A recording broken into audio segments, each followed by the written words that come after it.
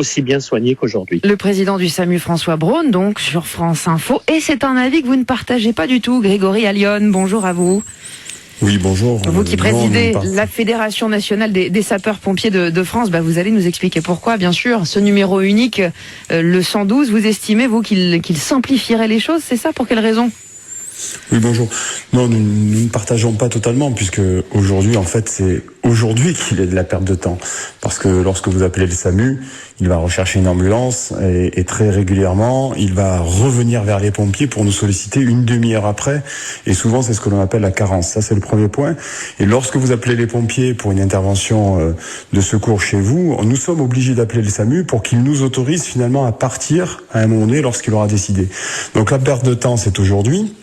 Quand on dit que c'est seulement dans quelques pays, c'est dans tous les pays européens que le 112 existe. Même en France, il existe, sauf qu'il n'est pas connu, il n'est pas mis en place de manière claire comme en Europe et comme dans les pays anglo-saxons, c'est-à-dire qu'il faut mettre l'ensemble des services qui répondent aux urgences et qui permettent justement de répondre à l'urgence. L'idée, ce n'est pas de faire disparaître le SAMU, pas du tout.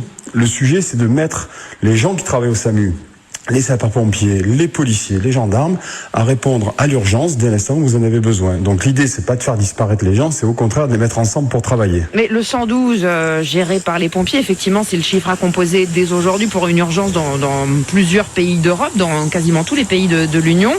Vous avez cette compétence, vous, chez les pompiers, de trier les malades, par exemple ?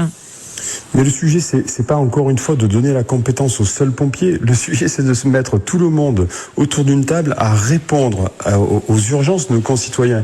L'idée, ce n'est pas de donner l'exclusivité aux pompiers. C'est là où on nous induit en erreur dans le débat. L'idée, ce n'est pas de faire disparaître Pierre, Paul ou Jacques. L'idée, c'est de mettre tout le monde à travailler ensemble, à répondre aux urgences et surtout que lorsque vous avez une urgence, que vous appeliez et que tout ne soit pas traité dans le même tuyau. Je m'explique. Et justement, je vais répondre à François Braun par votre intermédiaire. Pendant la crise du Covid, on a dit qu'il fallait appeler le 15. Oui. Pour un accident cardiaque, on dit qu'il faut appeler le 15. Pour une grippe, on dit qu'il faut appeler le 15. Lorsque vous vous coupez, il faut appeler le 15. Finalement, est-ce que vous pensez que l'ensemble des éléments que je viens de citer sont du même degré d'urgence? Non. Ce qui veut dire que pendant la crise du Covid, comme chaque année pendant la période de grippe, vous avez un nombre d'appels qui concernent cette pathologie, c'est-à-dire le Covid ou la grippe, qui se retrouvent dans le même tuyau que celles et ceux qui appellent pour un accident cardiaque. Ce qui veut dire que les 30 secondes de réponse à un appel pour un accident cardiaque ne sont pas répétées. Et d'ailleurs, pendant la crise du Covid, c'est un élément factuel, les écrans qui déterminent les délais de réponse aux appels était éteint pendant que le président de la République visitait le SAMU de Paris. Ce n'est pas moi qui le dis, ça a été révélé par la presse. Donc pourquoi les écrans étaient éteints? Parce que tout simplement, ils ne correspondaient pas au canon de réponse à l'urgence que nous devons respecter. Donc on comprend bien, Grégory Allione, que ce nouveau système permettrait, à vos yeux, de gagner vraiment en efficacité. S'il est bien généralisé, ce numéro, le 112, qu'est-ce qui se passe demain? Si je suis près de quelqu'un qui fait un malaise grave et j'appelle le 112, quel est ensuite le procédé? Vous appelez le 112, vous aurez un opérateur qui répondra et qui sera soit un permanencier du SAMU, soit un sapeur-pompier, soit un policier, et qui déclenchera, selon des algorithmes, une ambulance, un médecin si cela est jugé nécessaire par le médecin régulateur qui sera avec nous.